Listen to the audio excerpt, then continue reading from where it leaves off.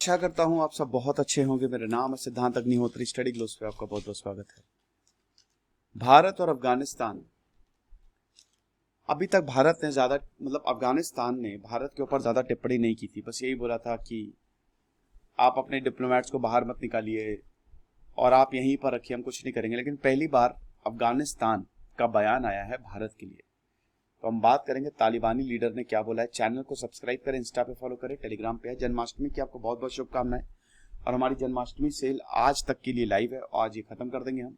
रात के 12 बजे तक ये सेल है, तो बिल्कुल फायदा उठाएं। कृष्णा 25 सारे कोर्सेज पे 25% ऑफ है। तो तालिबान के लीडर शेर मोहम्मद अब्बास स्टैनिकज़ाई ने ये बोला है कि भाई देखो, अफगानिस्तान तो पॉलिटिकल, इकोनॉमिक और कल्चरल टाइज भारत के साथ कंटिन्यू करना चाहता है।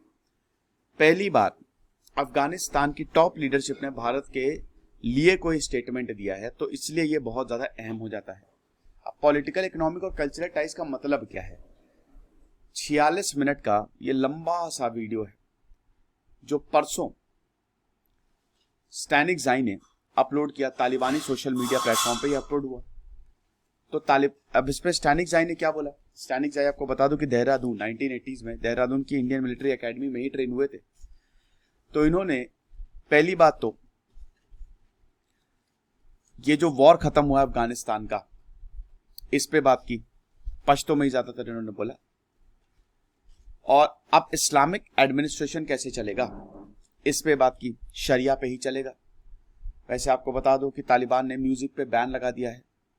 औरतें यूनिवर्सिटी जाएंगी नहीं जाएंगी? अब खबरें तो यही आ रही कि जाएंगी, लेकिन बस आप समझ लीजिए कि रूल वही है, साल बदल गया है, बाकी सब कुछ वही है। फिर तालिबान के व्यूज क्या हैं भारत, पाकिस्तान, चाइना और रशिया को लेकर? यही चार सबसे इंपॉर्टेंट है। रशिया हमेशा से अफगानिस्तान को चाहता था कि भाई यहां पे हमारा प्रेजेंस हो, मजा आ जाए। तो तालिबान जो है काबुल में आया है अशरफ गनी के कोलैप्स के बाद।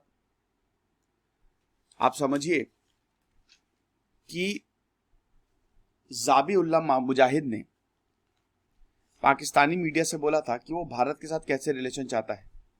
लेकिन स्टैनिकज़ाई पहले लीडर हैं जिन्होंने ये बोला कि भारत बहुत ही ज्यादा इंपॉर्टेंट है सब कॉन्टिनेंट के लिए, और हम अपने कल्चरल, इकोनॉमिक और ट्रेड टाइज भारत से कंटिन्यू करना चाहते हैं। Trade with India through Pakistan is very important for us. Bharat से जो ट्रेड करेंगे पाकिस्तान के थ्रू, वो हमारे लिए बहुत ज्यादा इंपॉर्टेंट है।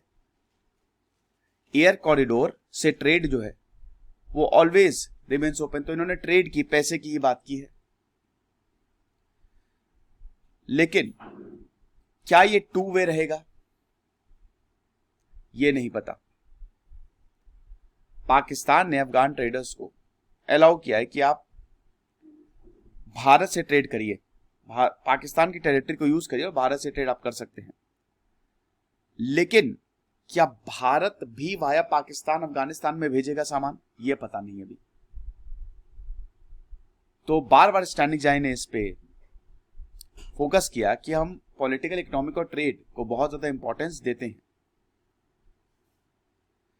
अभी भारत ने कोई भी इस पे रिस्पॉन्स नहीं दिया है, कुछ भी नहीं आया है। भारत की वेट एंड वॉच पॉलिसी है, जिसपे मैंने लेक्चर भी लिया था। कहीं ऐसा ना हो कि काफी ज्यादा देर हो जाए, क्योंकि अब भारत को कुछ ना कुछ डिसीजन लेना पड़ेगा। फिर उसके बाद अफगानिस्तान ने तुर्कमेनिस्तान से भी बात की।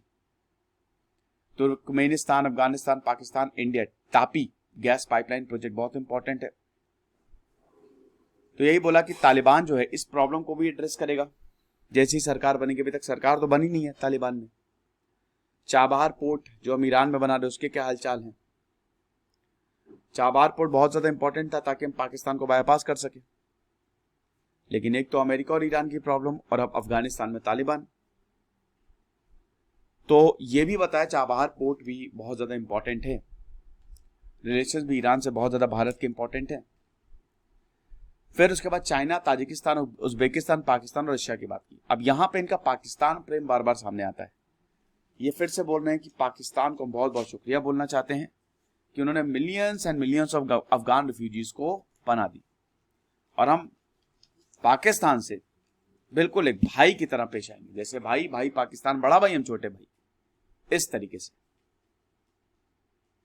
अब देखिए, ये खबरें आ रही थी कि अफगानिस्तान में कांधार और बाकी प्रोविंसेस में जैश ए मोहम्मद लश्कर तैयबा की ऑफिस शिफ्ट ऑलरेडी हो चुके हैं। अब ये यहां से ऑपरेट करेंगे, लेकिन स्टैनिक ज़ाई ने इसका खंडन किया, बोला कि नहीं नहीं, काबुल में हमारे ही राज है, और जो चेक पोस्ट हैं, जो रोड्स हैं, बहुत सारी चेक पोस्ट, जैसे अगर मान लीजिए काबुल एयरपोर्ट तक आपको जाना है तो बहुत सारी चेक पोस्ट है, वहां से होके आपको गुजरना पड़ेगा, तो वहां पे अब तालिबानियों का कब्जा हो गया। तो नहीं नहीं नहीं, वो सब हमारे पास है, हमारे पास, मतलब हमने कुछ भी किसी आतंकी को नहीं दिया है, खैर ये खुद ही आतंकी है।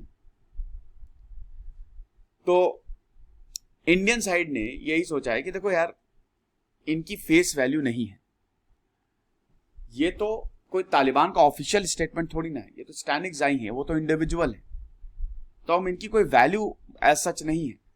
हम अपने 200 डिप्लोमेट्स को बाहर निकालेंगे। अमेरिका का भी है कि अमेरिका ने सारे डिप्लोमेट्स को बाहर निकाल लिया है। अब कल 31 अगस्त है, अब कल देखना मजेदार रहेगा कि कल वाकई में क्या ये जो ट्रूप्स का पुल आउट है जो अमेरिका बोल रहा था, ये हो पाता है कि नहीं। अब वही है कि स्टैनिक ज़ाई ने ये पर्सनल कैपेसिटी में, मतलब अपना खुद से रिमार्क दिया। अभी ये अनक्लियर नहीं कि ऑफिशियल तालिबान का रिमार्क है, क्योंकि ऑफिशियली उनकी तरफ से ऐसा कुछ नहीं आया है। और अभी रिपोर्ट ये भी आ रही है कि तालिबान जो बट रहा है धीमे धीमे, तालिबान में बगावत देखने को हमको मिल रही है। बगावत क्या मतलब, दो फैक्शंस हमको देखने को मिल रहे हैं, ये चीज है। पाकिस्तान का इन्फ्लुएंस है ये तालिबान के ऊपर, जब पाकिस्तान का इन्फ्लुएंस है तो भारत को कैसे गवारा हो सकता है। तो वही है कि स्टैनिक ज़ाई का ये जो रिमार्क है, सिक्योरिटी कंसर्न्स के पे कुछ बोलता ही नहीं है कि अभी सिक्योरिटी क्या है वहां पे, पाकिस्तान के जो टेरर ग्रुप्स है वो अफगान सॉइल पे क्या कर रहे हैं। ये लेक्चर था दोस्तों, आई होप आपको समझ में आया होगा। और हमारी जन्माष्टमी सेल का आज आखिरी दिन है, तो आप जरूर कोर्सेज को अवेल करें। दिस इज सिद्धांत अग्निहोत्री साइनिंग ऑफ।